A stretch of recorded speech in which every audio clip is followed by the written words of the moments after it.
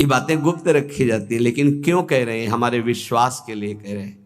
तुम चाहे जितने पाप कर चुके हो भाई, अब हो गया, आ जाओ नाम की शरण में आ जाओ, तुम बिल्कुल चिंता मत करो। कई भाई लोग आके प्रश्न करते हैं कि हमसे बहुत पाप हो गए हैं, क्या हमारे पापों का उद्धार हो जाएगा, नाश हो जाएगा? तो ननु दुरिताक्रांताय ते कथम संशयम दास्यामि तत्राह जय नाम धेय मुनि वृंद गेय जनरंजनाय परमक्षराकृते तुमनादरादपि मनागुदीरितम निखिलोग्रताप पटलिम बिलुम पशी। भगवान नाम जिसको अपना आश्रय दे देते हैं, कोई भी पाप ऐसा नहीं कि उसको दंड दे सके। ध्यान रखना, नहीं प्रश्न खड़ा हो जाएगा फिर महात्माओं को एक कष्ट क्यों मिलता है? ना नवीन पाप, वर्तमान का नहीं पाप, पूर्व के संचित पाप नहीं, ये प्रारब्ध का है जिससे शरीर रचना हो गई। यहां संचित भस्म, आगे त्रुटि हो जाएगी वो भस्म, वर्तमान में त्रुटि हो गई वो भस्म। बहुत विवेक की जरूरत है सत्संग सुनने के लिए। अगर आप नहीं सुनेंगे तो प्रश्न खड़ा हो जाएगा कि सर्व पाप नाशक नाम है, आप ऐसा कह रहे, तो फिर महात्मा जन क्यों भोगते हैं? ये पाप का फल वर्तमान का नहीं है, ये भूत का नहीं है, ये भविष्य में हो जाएगा तो भी उसका नहीं है, ये प्रारब्ध भोग है जो अनेक जन्मों के संचित कर्म गोदाम से निकालकर इस शरीर की रचना हो चुकी है। अब हम भजन कर रहे हैं, रचना पहले हो चुकी कि 25 वर्ष में ये होगा, 30 वर्ष में ये होगा, 45 वर्ष में ये होगा। मैं जिसको अपना आश्रय दे देता हूं, कौन? नाम। भगवान कह रहे नाम ये साक्षात सच्चिदानंदमय है। बड़े बड़े मुनिगण मेरा गायन करते हैं, मैं भक्तों के हृदय का अनुरंजन करने वाला हूं, मैं अक्षर रूप से अवतार लेता हूं। ध्यान रखिए, ये हमारे लिए भगवान का अवतार हमारे मुख में, हमारे मानस पटल में, हमारे हृदय में हो रहा। क्या? राधा। ये अक्षर अवतार है भगवान का। मैं अक्षरों की आकृति धारण करता हूं, जो मेरी शरण में आ जाता है मैं उसकी जय करा देता हूं। जिते विनायक शुभ अशुभ विघ्न करे नहीं कोई, विघ्न करे नहीं कोई, डरे कलिकाल कष्ट भय, हरे सकल संताप हरस हरिनाम जपत जय। पक्का ये सत्य है, ये वैभव संपन्न है, ये अकाल है। बोलते हैं सिख भाई, जो बोले सो निहाल, सत्य श्री अकाल। कालातीत तुम्हें बना देगा, श्री संपूर्ण वैभव प्राप्त हो जाएगा। सत्य है, वैभव संपन्न है, कालातीत है, और जो इसको बोले तो निहाल हो जाए। कह रहे हैं उसकी जय हो जाती है। एक एक शब्द पकड़ो, हृदय आनंद में भर जाएगा। मैं अक्षर रूप धारण करता हूं, राधा राधा राधा। ये जो आपके मानस पटल पर राधा राधा, ये प्रियाजू ने अक्षर आकृति धारण करके आपके हृदय में पर्सनल अवतार लिया है। नाम भगवान कह, मेरा उत्कर्ष नामी से भी बढ़कर है। नामी ने तो एक अहिल्या जी का उद्धार किया, वर्णन आता है चरण स्पर्श करा के, और नाम जब स्पर्श किया तो करोड़ों अहिल्या परम पद में पहुंच गई, कौन जानता है।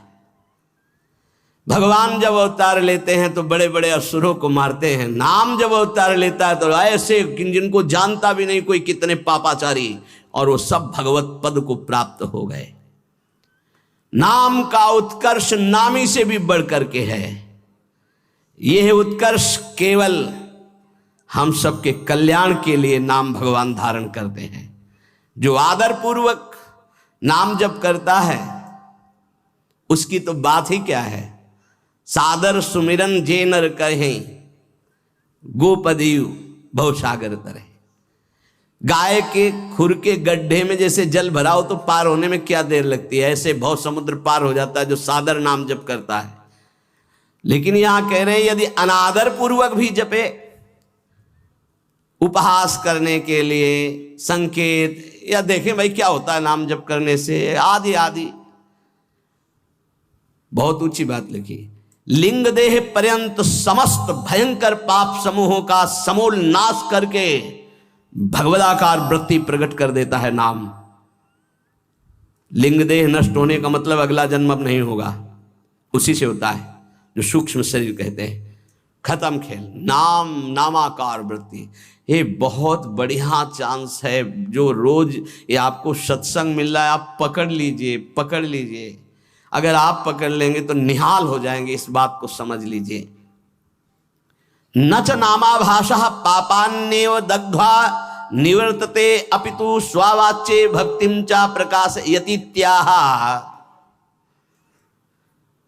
नाम की तो बात जाने दो, नामाभाषी तुम्हारे पापों का सर्वनाश कर देता है। जैसे आप पूरा नाम कहना चाहते थे राम, लेकिन रा उच्चारण किया, मां नहीं कह पाए, शरीर छूट गया, तो आपको भगवत प्राप्ति हो जाएगी। पूरा नाम उच्चारण करना चाहते थे राधा, पर रा उच्चारण हुआ, धा नहीं कर पाए और शरीर छूट गया, आपको भगवत प्राप्ति हो जाएगी।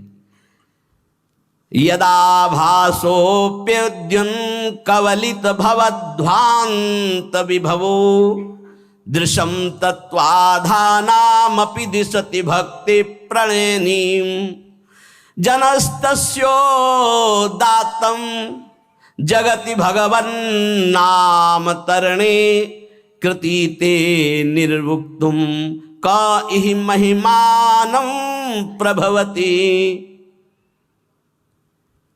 यदि जिह्वा से निकल रहा है राधा राधा राधा, राम कृष्ण हरि, जो नाम बोले, ये पाप ही केवल भस्म नहीं कर देता, पाप प्रवृत्ति को भस्म करके विशुद्ध भक्ति को प्रकाशित करता है।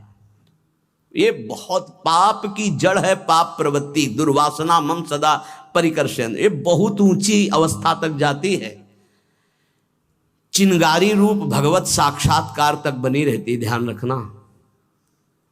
भगवत साक्षात्कार जब होता है तब बात खत्म हो जाती। मम दर्शन फल परम अनुपा, जीव पाओ निज सहज स्वरूपा। ये छोटी मोटी साधना से दबते हैं, चिंगारी बनी रहती, घास फूस मिली, हवा अनुकूल पड़ी तो ज्वाला बन जाएगी। यदि आपकी जिह्वा पे नाम चल रहा है तो नाम सूर्य की तरह प्रकाश करता है अंदर। कोई आंधी तूफान किसी तरह बुझा नहीं सकता। ये आग नहीं है, ये सूर्य का तेज है। संसार में कौन ऐसा प्रवीण होगा जो नाम की संपूर्ण महिमा कहने में समर्थ हो? कहूं कहां लगी नाम बड़ाई, राम न सकहीं नाम गुण गाई। भगवान भी अपने नाम की महिमा का पूर्ण वर्णन नहीं कर सकते, तो औरों की बात क्या। अश्मोर्ध महिमा आज तक कोई नाम की यथार्थ नहीं कह सका। 2000 जिह्वा वाले भगवान शेष जी महिमा का वर्णन करते करते पूर्ण आज भी नहीं कर पाए। कोई नहीं, ऐसा नाम का प्रभाव है कि कोई नहीं आज तक पूर्ण महिमा का वर्णन कर पाया। तत्व दृष्टि से जो विहीन जन हैं उनको भी तत्वबोध प्रदान करने वाली सामर्थ्य नाम में विराजमान है। अथैकांतिक भावो नोपासितम नाम भोगैक विनाश्यमपि प्रारब्धम विनय भोगाद विनाशयतीत्याह। यदि नाम जापक उपासक चाहे कि मुझे प्रारब्ध ना भोगना पड़े, तो ये भी सामर्थ्य भजन में है कि प्रारब्ध नष्ट कर देगा, पर भगवत प्राप्ति में बाधा आ जाएगी। भगवत प्राप्ति में बाधा आ जाएगी। यहां ध्यान दीजिए, अगर किसी को ऐसा लगता हो कि भजनानंदी संतों को जो रोग आता है अगर भजन में दम हो तो मिटा दें, तो आप देख लीजिए शास्त्र प्रमाण। वो कह रहे अथैकांतिक भावे नोपासितम नाम भोगैक विनाश्यमपि प्रारब्धम विनय भोगाद विनाशयति। बिना भोगे प्रारब्ध का विनाश हो जाएगा भजन करने से। तो क्यों नहीं करते संत जन अपने प्रारब्ध का नाश? क्योंकि भगवत प्राप्ति में बाधा पड़ जाएगी। तो शरीर अविनाशी थोड़ी है। मानो कैंसर है, किडनी फेल है, ये है वो है, तो ये अपने समय तक के लिए है। जहां समय पूरा हुआ तो जिनकी किडनी ठीक है वो मरते नहीं है क्या? जिनको कैंसर नहीं, वो मरते नहीं क्या? अरे बड़े स्वस्थ गाते बजाते चले जाते हैं। गाना बज रहा है, वो आगे गाड़ी में राधा वल्लभ श्री हरिवंश गए। समय है एक इसको ज्ञान होता है भक्त का। तो भक्त अपने भजन का प्रभाव प्रारब्ध नष्ट करने में नहीं करता, ध्यान रखना। नहीं तो शास्त्र आज्ञा करता है कि भोगैक विनाशमपि प्रारब्धम विनयो भोगाद विनाश्यति इत्याह। बिना भोगे प्रारब्ध का नाश हो जाएगा।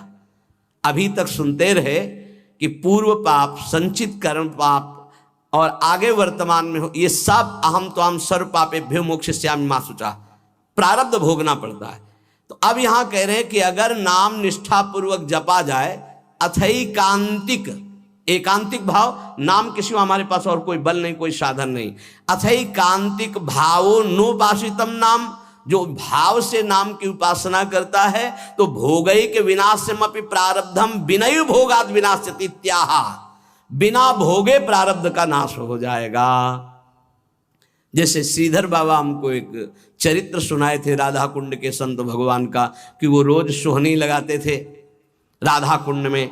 कोई थूक दे कोई ऐसा तो उसे साफ करके राधा कुंड के जल से, कि हमारे प्रिया प्रीतम यहाँ विहरण करते हैं। और भिक्षान्न से उदर पोषण करते थे, खूब निरंतर नाम जप करते थे।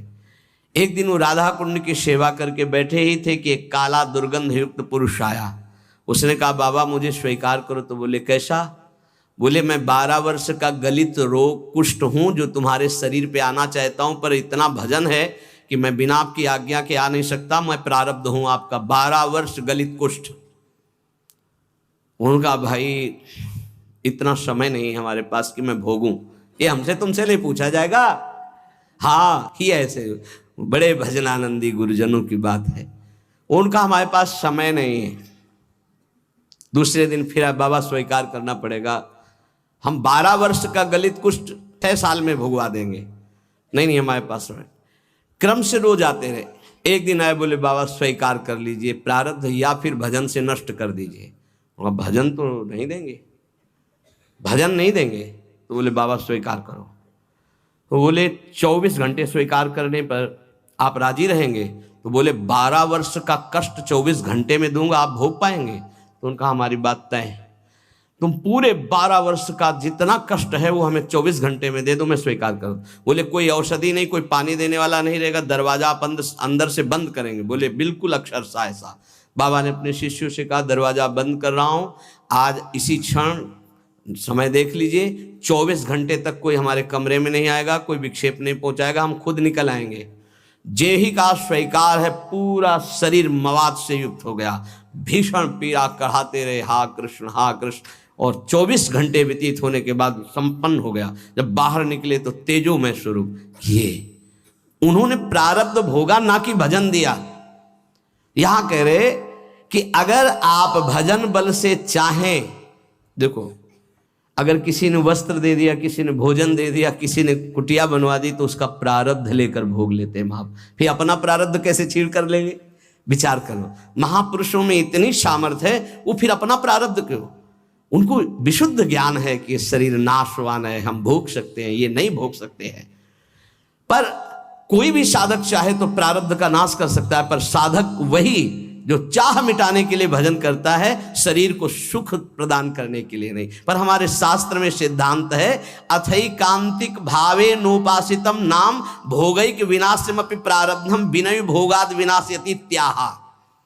एक बार भाई जी महाराज हरिद्वार में ऋषिकेश में बहुत ही हालत खराब थी, उठना बोलना बंद था, बड़े कष्ट में थे। इतने में श्री सीताराम ओंकार नाथ जी महाराज आ गए, बड़े सिद्ध महापुरुष थे। उन्होंने कहा कि कुछ मिनट भाई जी से वार्ता करनी है। तो उनका, इस समय तो नहीं हो सकती क्योंकि बहुत शिथिल और बहुत पीड़ा है। बोले, आप सूचना दे दीजिए।